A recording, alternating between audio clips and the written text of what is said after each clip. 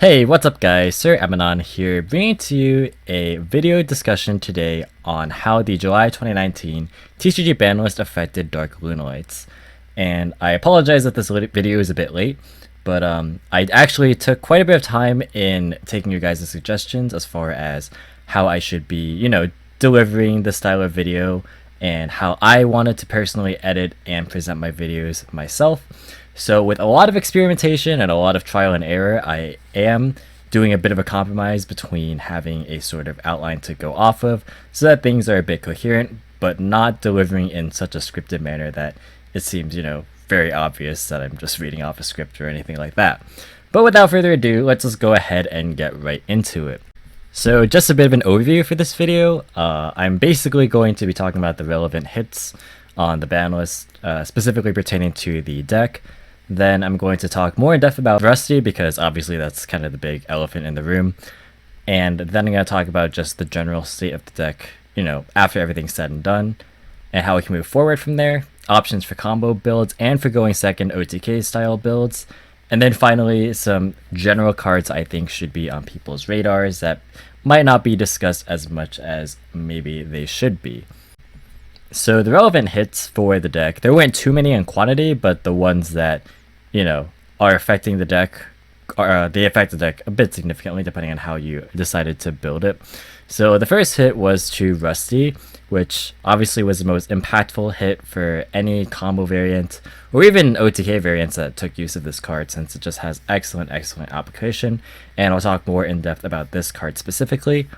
And then we have Danger's Nessie, Tsuchinoko, and Jackalope all going to 2. I think for many players this actually doesn't really affect their builds because a lot of people opted to not run Dangers at all, or maybe just Mothman. I know I ran Mothman as a standalone Danger personally at a couple points, but for the builds that did run higher numbers of Dangers and for like the, I guess, higher value Dangers, this is definitely a knock on the consistency, but I don't think it's enough to really deter the deck from being played by itself. So I'm mainly going to be focusing my time on talking about Rusty. So yeah, let's go ahead and talk about Rusty here. So the reason why the Rusty hit was so huge was for 3 main reasons.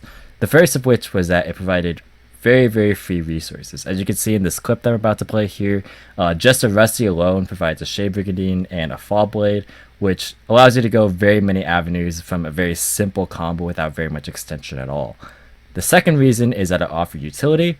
So if you had better board setup with say Zephyros in Graveyard or things like that, as you can see in this clip here, you can really get type diversity for Curious because you got Warriors off the Rusty, and then you can just keep extending further and further. And then as well, you have the effect of Rusty to pop cards. So popping your own Tiger came up a lot, as you're about to see right here. And that gets additional bodies on board, extra free advantage, and you could just go straight into Curious. And obviously with this clip, you could just use that Tiger to make a Griffin here. But yeah, Rusty just enabled so much in the department for Curious, as well as popping cards both offensively and defensively to just make all sorts of plays. And the third and final thing that Rusty offered was a contingency plan. So what I mean by this is that in the event that you ever got hand trapped or disrupted in your main combo string, you could essentially just fall back in Rusty and come up with a pretty decent enough board to where you could just set it for next turn anyway. As you can see here, 4 Strix gets ashed, not a big deal. You can just keep extending if you have the right setup tools, and basically just use whatever remaining cards that you have at your disposal to go into Rusty anyway, and basically come up with a board decent enough to where you can, again, set up for next turn. So basically that's why Rusty was so good, is that it was a very good fallback plan should everything else get stopped. So with the banning of Rusty, we lose every single one of these benefits. So now the next natural question is the deck dead? And the short answer is definitely not. There are definitely workarounds, albeit you do have to be a bit more creative and be more strategic in your deck building. It's a lot easier to adapt in an established metagame than it is to just build to a format that is fresh out of the gate like this one. Since we don't really have any good tournament results because we're in the off season, it's a very good time to just experiment and see what works in a vacuum. Test out at locals, see what works for you, or online or whatever. and just see, what kind of crazy things can you come up with, whether it's going first or second. And then once the metagame does come around and establish itself and we see what the real best decks are, we can very easily shift to what those decks are trying to achieve as their win conditions and try and, stymie their win conditions or just, power through their boards and win ourselves. I think there's a lot of opportunity to go and OTK blind second if you wanted to use like the new Utopia package, if you wanted to go back to good old Leo Dancer or just play Borosword. Any of these options or a combination of these is very, very strong as far as going second. And even go first build, you still want to have a solid win condition. So I think in a format where there's a lot of different sorts of decks that have a lot of different win conditions, if you can achieve like a common avenue for every single matchup, then that makes things a lot easier for you. And finally, for combo build specifically, I think you have to just come up with alternative lines of play. Because Rusty was so integral to a lot of the different builds, you really just kind of have to reconsider and reevaluate your options, which is what we're going to do right now. So options for the combo builds are actually pretty numerous. I have 3 main ones here, but you can of course experiment on your own and see what works. The first idea I have is Curious Turbo. So what I mean by this is using a variety of monsters to be able to just assemble dark monsters with different types and then summon Curious to either combo extend or set a floodgate and use with Griffin. You can use the dangers, which although they did get hit, you still have Mothman, which is one of your better dangers as if it's discarded with its own effect. You also still just have good old 2 Nessie, 2 Snake, 2 Jackalope to work with, which is sufficient enough in a lot of cases to generate advantage. You have the Warrior Engine, which I feel is still very, very strong as a setup tool. And other dark extenders, you can think Destrudo, you can think even like more out of the box things like Dragon Shrine for Dark Worm, or you can do like Caligo Clawcrow, things like that. Anything that can help make Curious in this department is fair game. The next thing is the option that I feel like a lot of people, initially gravitated towards, which is Orcists. Interestingly enough, I think the biggest benefit is that you just get to freely pitch Zephyros turn 1, which is a very, very solid and reliable method of being able to just pitch it and keep playing, as opposed to, hoping to rely on drawing Foolish Burial Goods or Perfume or just pitching it off Danger in general. I think that if you have Mermaid to be able to pitch Zephyros, it's a very, very reliable way to just make sure that you have a board of something, even if you do get hand trapped. And if you don't get hand trapped, you can just do the full Orcus combo on top of everything that you're already doing. So you can just have Longusu plays or a Symbol Dingusu revives with Babel. You could play Crescendo, so you can have an easier time against more spell-oriented decks like Striker or just trap-heavy decks in general. So yeah, the Orcus build is definitely a viable option, and I think it's probably going to be one of the more popular variants, at least for the combo decks. And then the final build is kind of more out there and really not experimented by anyone at all, at least not in depth. But it's one that I am actually very much working on behind the scenes, and that is the Guard Dragons. So there's actually a surprising amount of ways to enable Guard Dragon plays. People have talked about the Reaper Docus combo line with like the FTK and stuff. While I don't think the FTK itself is very good because it's very susceptible to hand traps and you're using a lot of extra deck space for cards that aren't useful outside of that OTK. But the Reaper Docus line is definitely a thing that you can do. You can actually summon the Dragunity Link pretty well. There's a couple of builds that I've been working on that Turbo's listing out. And you can also play Crusadia Magius. If you just make Equimax first, turn it into Magius, and then summon something, then you can just search Draco and do that play. So there's a lot of different ways that you can just take advantage of the Guard Dragons, and as we know, those are some of the best cards in Yu-Gi-Oh! Right now. And what's even better is that Brotar is one of the best cards just to be able to summon on its own because it's so ridiculous in what it does. But it also pitches Zephyros, which is a huge benefit that we talked about with Orcists, and I think is one of the big appeals to playing this deck if you do choose to run it. Now, I think a very solid option is to just play multiples of these, or even all 3 if you are really that crazy. But any combination of the above would allow you to have higher resistance to hand traps, because if you get interrupted in one route, you can just switch gears and play the other route.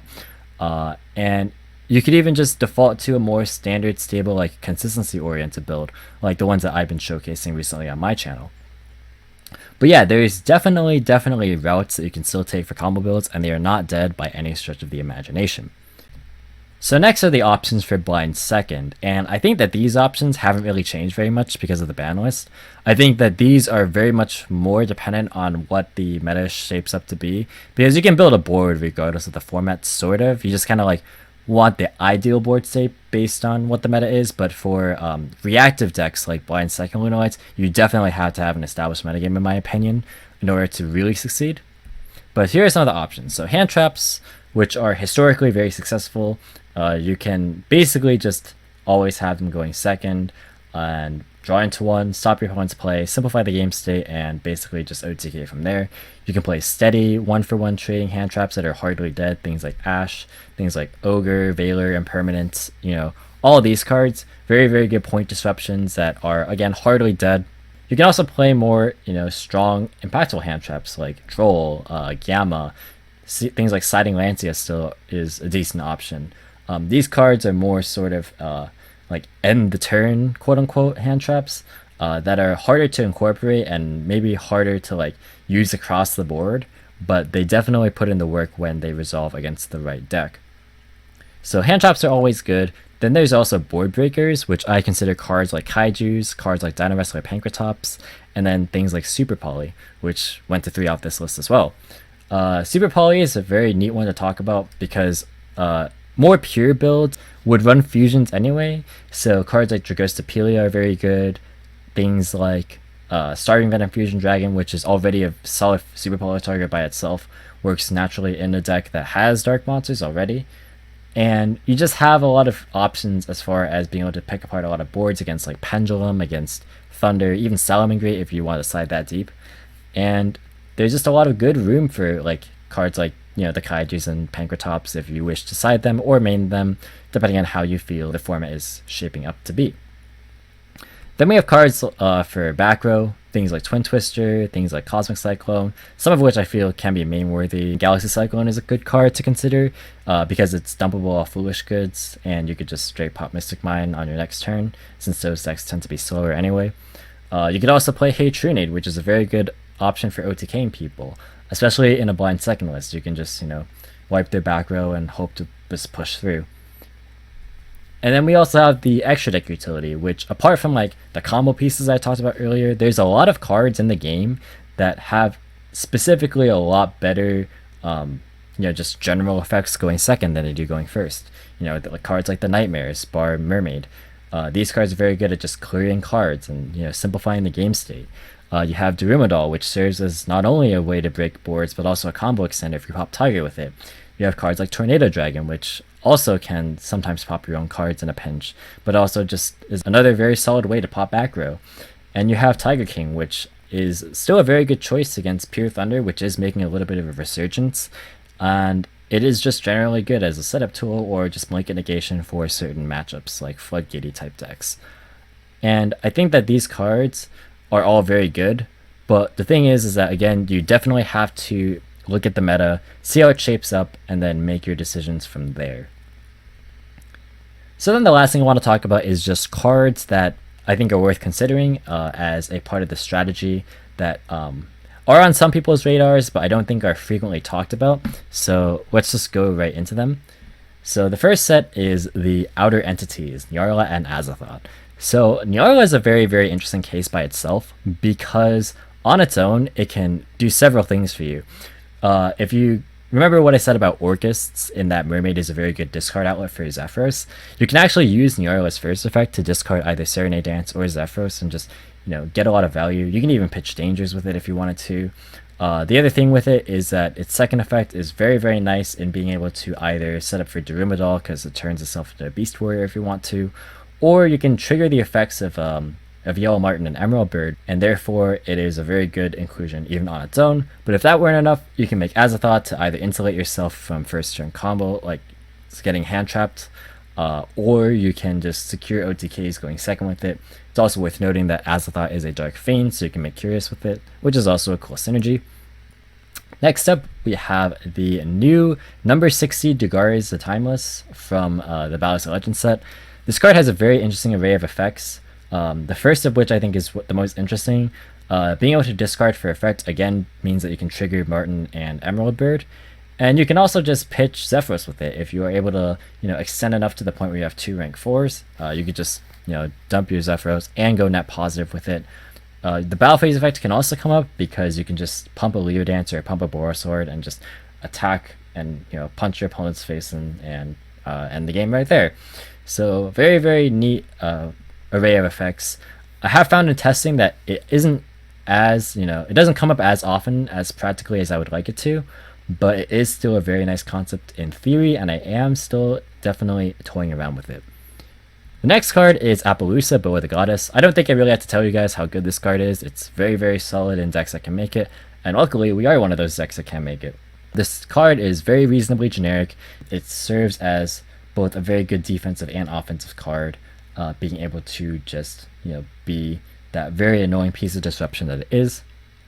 Next up, we have Evil Swarm Nightmare, which I think is a card that most people are also aware of, but it still is very undervalued, even in the decks that can summon it. But in a format that is as wide open as this one is, I think that you can take very good advantage of decks being pretty weak to Book of Moon type effects, especially when everything is so reliant on Link summoning or even Xyz summoning. Like, it's hard to make Mirage Salio, or it's hard to make Electromite. It's hard to make Guard Dragon combos if their monsters just keep getting flipped face down all the time.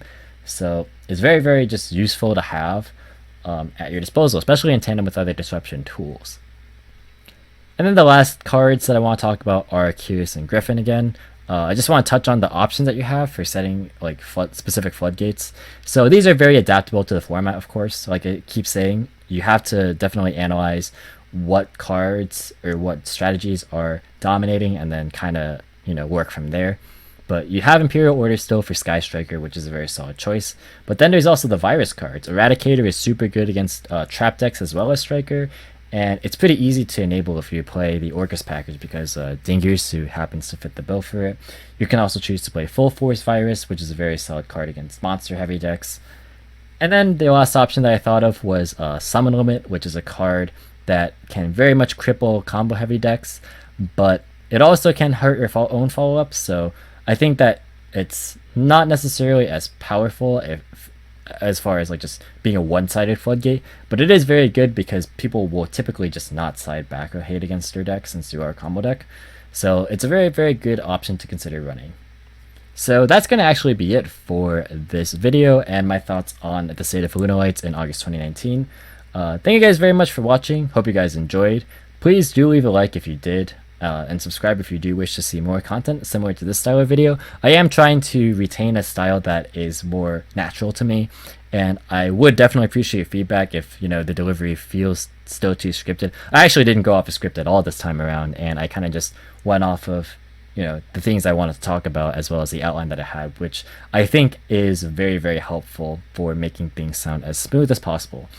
And the other thing I wanted to mention was that I am thinking of making a combo video for like as many 2-card Lunalight combos as I can think of, like just kind of like a mass, sort of library style video, just so that you can see all the different things that Lunalights can still do in this format. So if you are interested in that big video of like every single Chick Tiger combo that I can think of, definitely leave a like on this video. If we get 15 likes, I'll definitely do it. And if we somehow manage to get 30 likes in 24 hours, then I will rush this video and get it out by Monday. Monday my time. I'm Eastern Standard Time, by the way. But yeah, enough of rambling for me at the end here. Leave a hashtag. Penguins will be tier 1 someday if you made it this far. And again, thanks for watching. Leave a like if you enjoyed and want to see the combo video. And thank you so much. I will catch you in the next one. See you guys.